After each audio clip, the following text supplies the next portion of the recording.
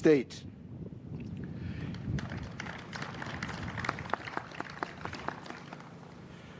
Indeed, Mr. President, my administration has looked forward to this moment for a long time, and indeed it is once again my pleasure to extend a warm welcome to you on behalf of the people of Kenya.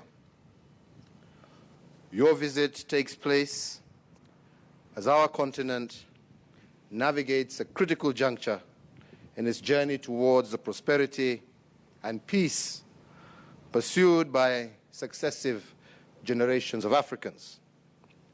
And our partnership can provide the vision, means, and framework to leverage the power of entrepreneurship latent in our people and to produce, harness the energy and creativity of our youth. In a few hours, President Zuma and myself will address hundreds of South African and Kenyan investors and entrepreneurs. They are coming together. The stretch of their continental and global ambitions are the ingredients for building our relationship into a powerful engine for mutual prosperity. Thanks to them and many like them, Africa is being redefined from the false images of hopelessness that have been peddled in years past. Today, the world sees in Africa a continent able to sustain growth despite global slowdown, a youthful population that harnessed promises, decades of productivity, and African governments with an increased appetite and capability to collaborate and solve big challenges. South Africa and Kenya are important actors on the continental stage and carry particularly heavy responsibilities in helping shape the policies that drive the continent.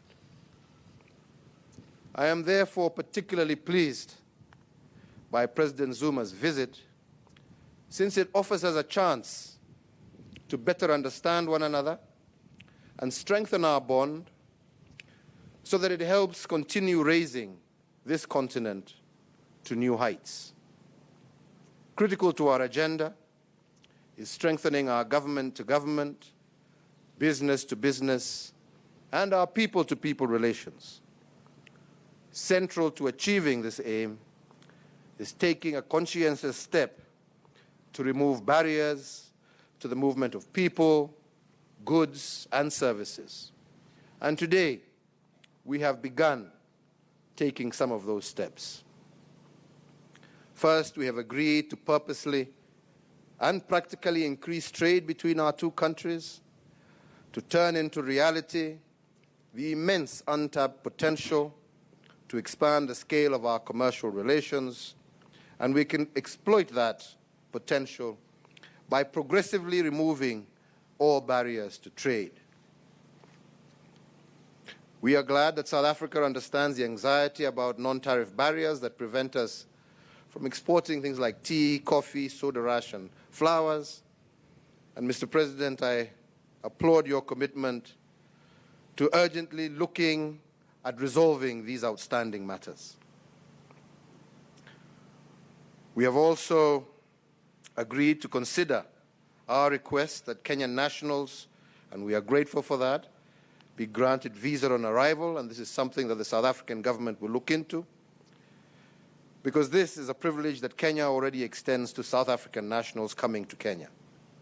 In our view, there is no reason why both our governments cannot agree on exemptions of visas for each other's citizens.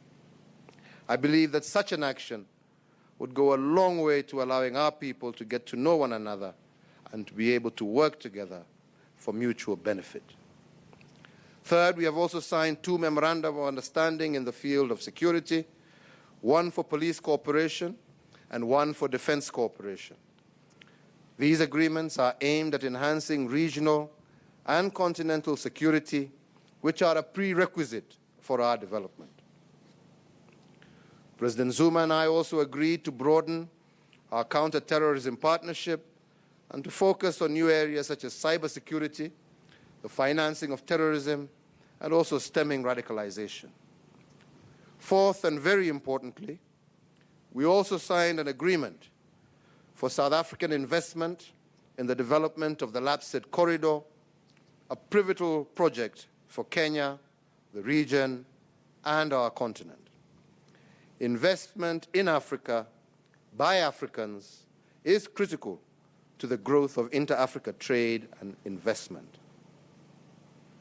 Last but not least, we have agreed to expand our cooperation in different areas, such as learning from each other's financial services sector, cooperation in technical and vocational training. And in this regard, we have instructed our foreign affairs ministries to commence discussions to develop a special framework to deepen and enhance our cooperation further. Indeed, our relationship is called to bear the weight of a continent's urgent expectations of peace, prosperity, and dignity. And our bilateral agreements help forge this bond so that from it we can prove to be equal to the dreams of our forefathers, the hopes of our citizens, and to willingly shoulder responsibility for those yet to be born. These very few and brief reflections, I would like to invite my dear brother and friend, President Zuma, to say a few words. Karibu.